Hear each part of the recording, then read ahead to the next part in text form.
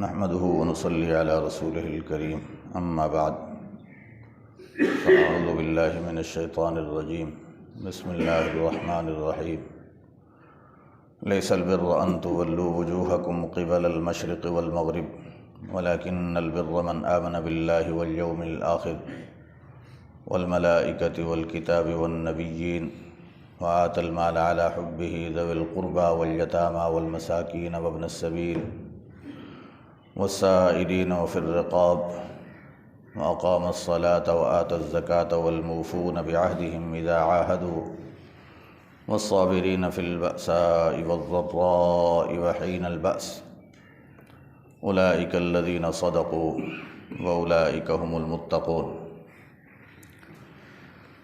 نہیں ہے نیکی کہ پھیرو تم اپنے چہروں کو مشرق کی جانب یا مغرب کی جانب، لیکن نیکی اس شخص کی ہے جو ایمان لایا اللہ پر اور آخرت کے دن پر اور ملائکہ پر اور کتابوں پر اور سب انبیاء پر، اور دیا اس نے مال اس کی محبت کے باوجود رشتہ داروں کو اور یتیموں کو اور مسکینوں کو اور مسافروں کو اور مانگنے والوں کو اور غلاموں کے چھڑانے میں، اور قائم کی نماز اور دی زکوٰۃ، اور پورا کرنے والے ہیں اپنے عہد و پیمان کو جب عہد کر لیتے ہیں، اور صبر کرنے والے مالی تنگی میں اور بدنی تنگی میں اور حالت جنگ میں، یہی لوگ سچے ہیں اور یہی لوگ ہی متقی اور پرہیزگار ہیں۔ صدق اللہ العظیم وصدق رسولہ النبی الکریم ونحن علی ذلک من الشاہدین والشاکرین والحمد للہ رب العالمین۔ اللہم صلی علی سیدنا محمد النبی الامی وعلی آلہ واصحابہ وسلم تسلیما۔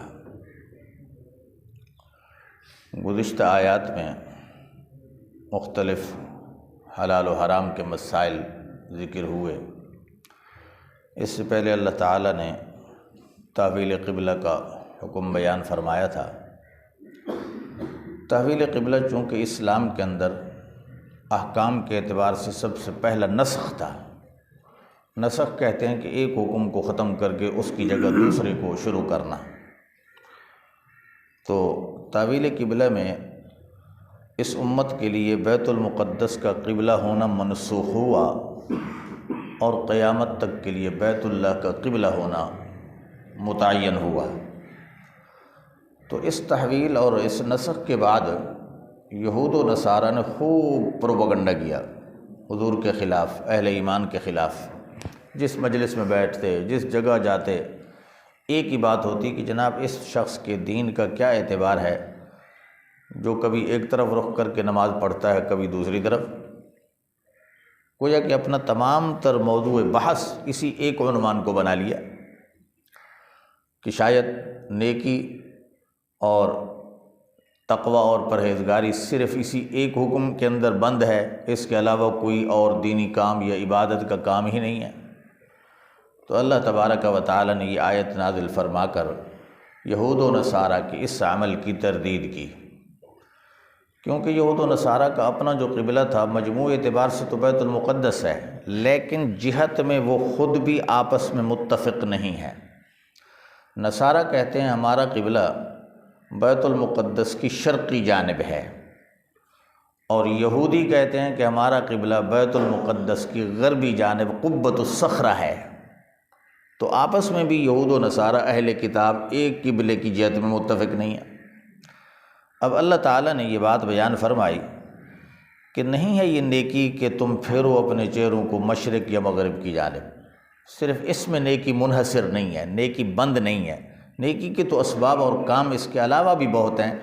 آیا وہ نیکی کے افعال و اعمال تمہارے اندر بھی ہیں یا ان سے بالکل تم منحرف ہو؟ اب دو چیزیں بنیادی ہیں جس میں انسان کی نجات کا مدار ہے، ایک یہ کہ عقیدہ صحیح ہو، دوسرا یہ کہ عمل کی سمت صحیح ہو۔ عقیدہ صحیح تو آیت میں ان دونوں چیزوں کو جمع کیا گیا ہے، عقائد کی صحت کو اور اعمال کی صحت کو۔ عقائد کی صحت میں اللہ تعالیٰ نے کیا فرمایا؟ وَلَٰكِنَّ الْبِرَّ، نیکی تو یہ ہے جس پر انسان کی اس نجات کا مدار ہے، من آمن باللہ، یہاں سے اللہ تعالیٰ نے اعتقادیات کو شمار کیا۔ اللہ کی ذات پر ایمان لایا کہ وہ وحدہ لا شریک ہے، اپنی ذات میں، اپنی صفات میں، اپنے افعال میں، اپنے اختیارات میں، دنیا کی کوئی ہستی اس کے ساتھ شریک نہیں، اس طرح ایمان ہو اللہ پر۔ والیوم الآخر، آخرت پر ایمان ہو۔ والملائکہ، سب ملائکہ پر ایمان ہو۔ ملائکہ کی تعداد قرآن نے ذکر نہیں کی، حدیث میں بھی کوئی ان کی حد بندی نہیں کی گئی، بے شمار مخلوق ہے اللہ کی۔ حتیٰ کہ حضور علیہ الصلاۃ والسلام فرماتے ہیں کہ میں جب معراج کی رات بیت المعمور پہ گیا تو وہ ملائکہ کا قبلہ ہے، جس طرح ہمارا بیت اللہ ہے، بالکل بیت اللہ کی سیدھ میں 7ویں آسمان پہ بیت المعمور ہے۔ حضور نے فرمایا کہ روزانہ 70,000 فرشتے اس بیت المعمور کا طواف کرتے ہیں، جس فرشتی کی ایک مرتبہ طواف کی باری آئے گی قیامت تک پھر اس کی باری نہیں آنی۔ اب خود اندازہ کر لو وہ اللہ کی کتنی بڑی تعداد میں کثیر مخلوق ہے۔ قرآن کریم نے ملائکہ میں سے صرف 6 فرشتوں کا نام ذکر کیا ہے، 6 فرشتوں کا، حضرت جبرائیل، حضرت میکائیل، ہاروت، ماروت، رعد اور مالک۔ ان 6 فرشتوں کا نام قرآن میں ذکر ہوا ہے، اس کے علاوہ کسی اور فرشتے کا نام قرآن کریم میں ذکر نہیں ہے۔ جبریل و میکائیل، ہاروت و ماروت اور رعد جو بادلوں کا فرشتہ ہے، نگہبان فرشتہ، اور مالک جہنم کا داروغہ، ان 6 فرشتوں کا نام قرآن کریم میں اللہ پاک نے ذکر فرمایا۔ بس فرشتوں کے متعلق اتنا ایمان رکھو کہ یہ اللہ کی نوری مخلوق ہے، کھانے پینے سے، ہوائج زندگی سے بالکل پاک ہے، صرف اللہ کی اطاعت اور فرمانبرداری کرتی ہے یہ مخلوق، اللہ کی نافرمانی کا اس مخلوق میں تصور ہی نہیں ہے۔ اتنا ایمان رکھنا انسان کے لیے کافی ہے۔ چوتھی چیز فرمائی والکتاب، کتاب لفظ تو ذکر کیا مفرد کا، لیکن الف لام جو ہے اس کے اندر حضرات اہل علم کے ہاں ایک استغراق کے معنی کے لیے آتی ہے کہ اس میں جمع کا معنی مراد ہوتا ہے، کہ جس سے مراد آسمانی ساری کتابیں مراد ہیں۔ اللہ تعالیٰ نے جو وقتاً فوقتاً مختلف انبیاء پہ نازل کی ہیں، بڑی کتابیں 4 ہیں، تورات، انجیل، زبور اور قرآن کریم، کہ ان سب پر ایمان ہو۔ اب آپ اہل کتاب کو دیکھیں، ہم مسلمان تو الحمدللہ جس طرح قرآن پر ایمان رکھتے ہیں، تورات کو بھی مانتے ہیں کہ اللہ کی کتاب تھی، انجیل بھی اللہ کی کتاب ہے، زبور بھی اللہ کی کتاب ہے، لیکن یہود اور نصارہ جو اپنے آپ کو دین حق کا متبع کہتے ہیں، وہ یہودی تورات کو مانتے ہیں، نہ انجیل کو مانتے ہیں، نہ قرآن کو مانتے ہیں۔ نصارہ انجیل کو مانتے ہیں، نہ تورات کو مانتے ہیں اور نہ قرآن کو مانتے ہیں۔ تو کیا ان کا ایمان مکمل ہوا؟ قطعاً نہیں۔ تو جب ان کا ایمان ہی مکمل نہیں ہے تو ان کے جنتی ہونے کے دعوے تو بالکل بے فائدہ ہیں، بے نتیجہ ہیں۔ اس لیے اللہ فرماتے ہیں سب کتابوں پر ایمان ہو، والنبیین، سب انبیاء پر ایمان ہو، یعنی انبیاء کی تعداد بھی قرآن میں یا حدیث میں بیان نہیں ہوئی، اس لیے قطعی طور پر کہنا کہ جناب انبیاء کی تعداد اتنی ہے، ایک حدیث میں آیا کہ 1,24,000 انبیاء، لیکن ضعیف درجے کی حدیث ہے، کوئی قطعی یا متواتر حدیث نہیں ہے۔ اس لیے حضرات اہل علم فرماتے ہیں کہ جب انسان انبیاء کی تعداد کو ذکر کرے تو یوں کہہ دے کہ 1,24,000 یا اس سے کم و بیش جتنے انبیاء ہیں، ان انبیاء کے طبقہ میں پہلے نبی سیدنا آدم ہیں، اور ان انبیاء کے طبقہ میں آخری نبی سیدنا محمد الرسول اللہ صلی اللہ علیہ وسلم ہیں۔ بس اتنا ایمان اجمالی انسان کے لیے کافی ہے کہ اللہ پاک نے آدم علیہ السلام سے لے کر محمد عربی صلی اللہ علیہ وسلم تک جتنے انبیاء بھیجے ہیں، ہمیں نام کا علم ہو نہ ہو، ان کی زبان کا علم ہو نہ ہو، قومیت کا پتہ ہو نہ ہو، ہمارا سب پر ایمان ہے۔ یہ ایمان نجات کے لیے کافی ہے۔ البتہ حضور علیہ السلام کی ختم نبوت پر ایمان رکھنا کہ حضور علیہ السلام کے بعد اب قیامت تک کوئی نیا نبی ذلی یا بروزی نہیں آئے گا، اب قیامت تک کے لیے انسانیت کی ہدایت ہے، تو صرف اور صرف رسول اللہ کی نبوت اور رسول اللہ کی شریعت مطہرہ میں۔ تو یہاں تک اللہ تعالیٰ نے ان عقائد کو ذکر فرمایا کہ اللہ پر ایمان ہو، آخرت پر، سب ملائکہ پر، سب کتابوں پر، سب انبیاء پر۔ اور یہود و نصارہ کو تو سب انبیاء پر ایمان نہیں ہے، یہودی اور نصارہ دونوں حضرت محمد رسول اللہ کو نہیں مانتے، نبی ماننے کے لیے تیار نہیں ہے، تو ان کا ایمان کب مکمل ہوا؟ مسلمان تو سب کو مانتے ہیں، حضرت موسیٰ کو نبی مانتے ہیں، حضرت عیسیٰ کو نبی مانتے ہیں، تمام انبیاء پر ایمان رکھتے ہیں، لیکن اہل کتاب ہمارے نبی کو ماننے کے لیے تیار نہیں ہے، اس لیے ان کا ایمان نامکمل۔ آگے اللہ تعالیٰ نے اعمال کو ذکر فرمایا کہ اعمال صالحہ ہوں تو نجات ہے۔ ابواب بر میں سے یہ اعمال ہیں۔ پہلا فرمایا آت المال علی حبہ، کہ وہ نیکی کا کام یہ ہے کہ انسان مال خرچ کرے اس کی محبت کے ساتھ۔ اب حب ہی کی ہی ضمیر جو ہے، اس کا مصداق کون ہے؟ دو احتمال ہے۔ ایک یہ کہ اس ضمیر کا مرجع خود مال ہے، یعنی مومن مال خرچ کرتا ہے مال کی محبت کے باوجود۔ ہر انسان کے دل میں، طبیعت میں مال کی محبت ہے، لیکن اس کے باوجود، محبت کے باوجود، مومن سمجھتا ہے کہ میرے اوپر زکوٰۃ کا فریضہ ہے، یہ دیتا ہے، تکلیف آتی ہے تو اللہ کے نام پر صدقہ دیتا ہے، خیرات کرتا ہے، تو محبت کے باوجود جمع نہیں کر رہا بلکہ اللہ کی راہ میں لٹا رہا ہے، اللہ کے حکم کے مطابق خرچ کر رہا ہے، تو فرمایا یہ نیکی کا کام ہے، یہ بر و تقوی کا کام ہے، مال کی محبت کے باوجود مال خرچ کرنا۔ دوسرا احتمال یہ کہ حب ہی کی ہی ضمیر مال کی طرف نہیں بلکہ اللہ کی طرف راجع ہے۔ معنی کیا ہے کہ یہ انسان مال خرچ کرتا ہے علی حب اللہ، اللہ کی محبت کی وجہ سے۔ کیا کرتا ہے؟ ایک طرف مال کی محبت ہے، دوسری طرف اللہ کی محبت۔ زکوٰۃ دے رہا ہے تو اللہ کی محبت کی وجہ سے کہ میرے مالک کا حکم ہے، صدقہ کر رہا ہے تو اللہ کی محبت کی وجہ سے، مسجد بنا رہا ہے، مسجد کی تعمیر پہ خرچ کر رہا ہے تو اللہ کی محبت میں، فقراء مساکین کو دے رہا ہے، ذوی القربیٰ کو دے رہا ہے، جہاں نیکی کا کام دیکھتا ہے ان نیکی کے کاموں میں خرچ کر رہا ہے اللہ کی محبت پر۔ تو فرمایا مال کی محبت کے باوجود مال کو خرچ کرے یا اللہ کی محبت پر مال کو خرچ کرے، دونوں نیکی اور تقوی کے کام ہیں، تقوی کے امور ہیں۔ آگے مال خرچ تو کرے، کس کو دے؟ قرآن نے کہا ذوی القربیٰ۔ اب مصارف ذکر کیے۔ سب سے پہلا حق انسان کے مال خرچ کرنے کا قرابت دار، رشتہ دار ہیں، جن کے ساتھ نسبی قرابت ہے، رشتہ داری ہے، ان میں کوئی محتاج ہے، کوئی فقیر ہے، مسکین ہے، تو آپ اس کو زکوٰۃ بھی دے سکتے ہیں، زکوٰۃ کے علاوہ صدقہ بھی دے سکتے ہیں، آپ اس کا مالی تعاون کر سکتے ہیں، یہ سب سے نیکی کا اور تقوی کا کام ہے۔ والیتامى، نمبر 2، یتیم پر مال خرچ کرتا ہے۔ یتیم کس کو کہتے ہیں شریعت میں؟ یتیم وہ بچہ و بچی جو ابھی نابالغ ہوں اور ان کا والد فوت ہو جائے۔ انسانیت کے اندر یتیم اس کو کہتے ہیں کہ جس کا والد فوت ہو جائے، اور حیوان اور جانور کے اندر شریعت میں یتیم اس کو کہتے ہیں جس کی ماں مر جائے۔ حیوانات کے اندر، انسانیت کے اندر باپ کی فوت ہونے والے باپ کی صغیر اولاد، چھوٹی اولاد، اس کو یتیم کہتے ہیں۔ اب یتیم کو مال دیتا ہے۔ یاد رکھنا، یہاں ایک مسئلہ بھی سمجھ لیں، بعض لوگ زکوٰۃ ادا کرتے وقت یہ دیکھ لیتے ہیں کہ یہ یتیم ہے، ٹھیک ہے، یتیم ہونے کی حیثیت سے مال دے دو، لیکن یاد رکھنا یتیم ہونا مال زکوٰۃ کا بنیادی سبب نہیں ہے کہ انسان صرف یتیم سمجھ کر اس کو زکوٰۃ دے دے۔ کیوں؟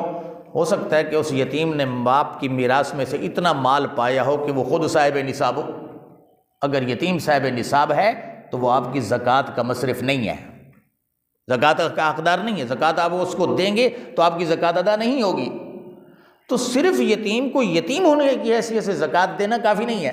ہاں، یتیم بھی ہو، فقیر بھی ہو، مسکین بھی ہو، تو پھر وہ زکوٰۃ کا مصرف ہے، آپ اس کو زکوٰۃ دے سکتے ہیں۔ اگر یتیم ہو کر مالدار ہے، صاحب نصاب ہے، تو پھر وہ زکوٰۃ کا مصرف نہیں ہے، اس کو زکوٰۃ دینا جائز نہیں ہے۔ جو شخص دے گا تو اس کی زکوٰۃ ادا نہیں ہوگی، وہ عند اللہ اسی طرح گنہگار رہے گا، اس کا فریضہ ادا نہیں ہوگا۔ اسی طرح تیسرے نمبر پہ فرمایا والمساکین، مسکینوں کو مال دیتا ہے۔ مسکین اس شخص کو کہتے ہیں کہ جس کے پاس ایک وقت کا کھانا ہو لیکن زائد ضرورت اس کے پاس کوئی مال نہ ہو، صاحب نصاب نہ ہو۔ نصاب کیا ہے؟